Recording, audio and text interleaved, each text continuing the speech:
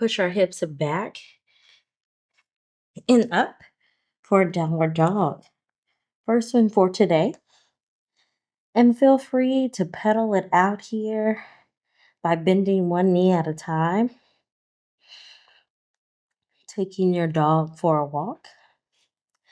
And if you do have a dog, if you don't mind, to drop their names in the comments. I always like to see what the pups are named. And now we're sitting still.